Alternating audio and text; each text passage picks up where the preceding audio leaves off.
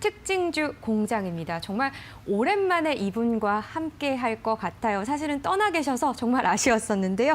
희망투자연구소 이정원 본부장과 함께 하겠습니다. 어서 오세요. 네, 안녕하세요. 네, 오랜만에 오니까 좋으시죠? 네, 좋네요. 정말 좋네요. 그러니까요. 자주 네. 나와주세요. 예, 그러고 싶은데 네.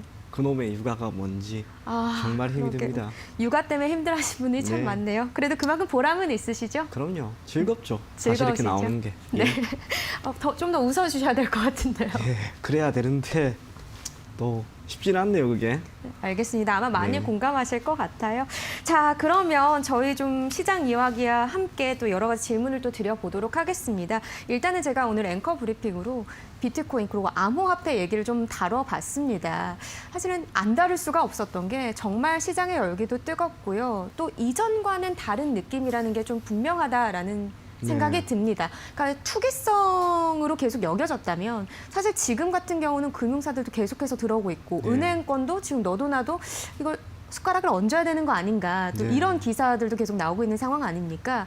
어떻게 보세요? 이 비트코인 이제는 투자 용도로서 활용할 만한 그런 투자처 아닌가요? 네, 숟가락을 하나만 얹으면 안 되고요. 예. 두 개, 세 개 지금 얹어야 되겠다라고 저는 생각을 해요. 아나운서님이랑 저랑 오늘까지 비트코인 관련된 이야기를 3번을 했어요. 맞습니다. 실은. 처음에 했을 때 3천만 원이 넘어갔는데 그때 아나운서님이 조금 더 갈 것 같다라고 했는데 불과 2주 만에 4천만 원이 갔습니다.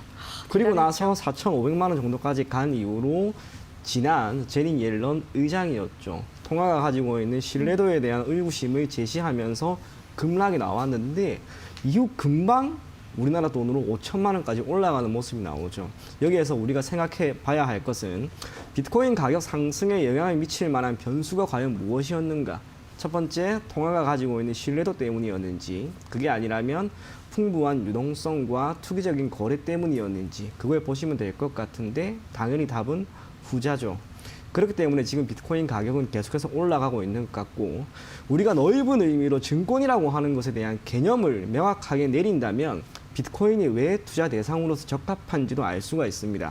증권이라고 하는 것은 화폐로서의 가치가 있는 모든 증서를 의미하죠. 그래서 좁은 의미로는 주식과 채권이라고 할 수가 있겠지만 넓은 의미로는 상품권이나 기타 모든 자산이 포함이 됩니다. 비트코인은 지금 여러 가지 기업 혹은 각 국가에서 조금씩이나마 거래가 되고 있죠.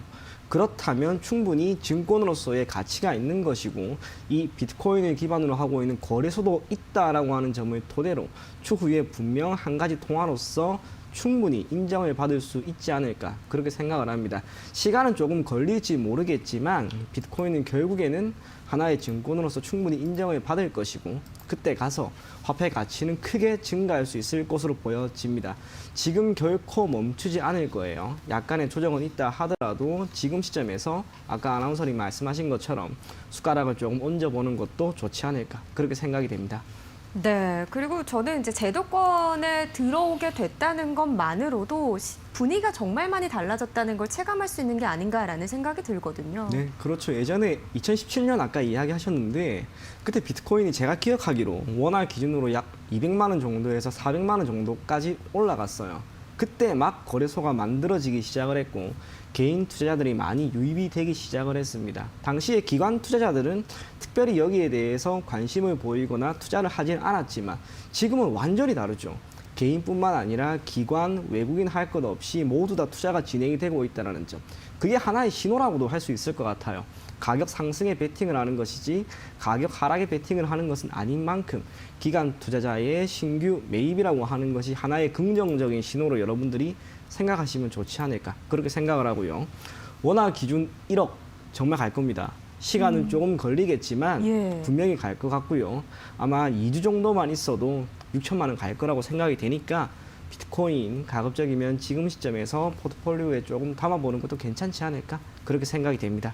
네, 이렇게 쭉 저희가 그동안 해왔던 이야기들을 정리를 딱 해주시니까 정말 더 그 가상화폐, 암호화폐에 대한 흐름이 좀 더 보이지 않을까라는 네. 생각이 듭니다. 말씀하신 것처럼 저희가 이제 말하기가 참 무서운 게 3천만 원에서 5천만 원에 갈지도 몰랐고요. 네. 이제 또 2주에 한 6천만 원까지 가지 않을까 또 네. 이렇게 예상을 해주셨는데 이것도 또 지켜볼 만한 하나의 이슈가 되겠네요. 6천이 아니라 정말 1억입니다. 1억까지. 충분히 갈 거예요.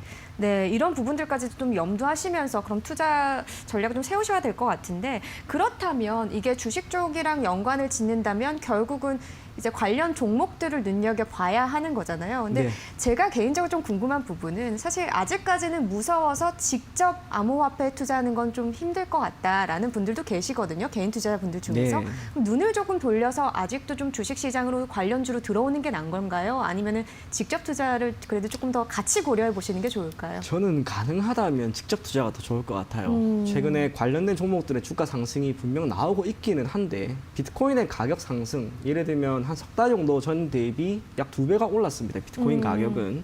그런데 관련주들의 주가는 그러지는 못하는 것 같고 또 이번 주 길게 보면 지난주부터 시작을 해서 비트코인 가격은 크게 반등을 했는데 관련주들은 그렇게까지 상승하지는 못하는 것 같아요. 그렇다면 현 시점에서 우리가 비트코인에 직접적인 투자를 하는 게 조금 더 낫겠죠. 물론 그게 쉽지는 않습니다만 조만간 이 비트코인과 관련된 ETF 상품들이 많이 나올 거라고 봐요. 그러면 그때 가서 ETF에 투자하는 것도 분명히 좋은 전략이 될 수 있다. 그 점 인지하시면 될 것 같습니다. 네, 네. 그래서 어쨌든 뭐 저희 지금 우리 주식공장 같은 경우는 또 주식 종목들에 대한 거를 다뤄야 되는 부분이긴 하지만 그래도 개인 투자자분들께서 좀 궁금했던 질문들이셨을 것 같아서 사실 한번 네, 다뤄봤고요. 결국은 대체 투자로서 지금 주식 뭐 우리기술 투자라든가 뭐 비덴트라든가 위지트라든가 이쪽으로 눈 돌려서 또 투자를 해보시는 것도 하나의 전략이 되실 수도 있는 거죠. 그럼요. 정확하게 짚어주셨습니다. 네, 알겠습니다. 비트코인에 관련된 이야기는 좀 여기까지 나눠보도록 하고요.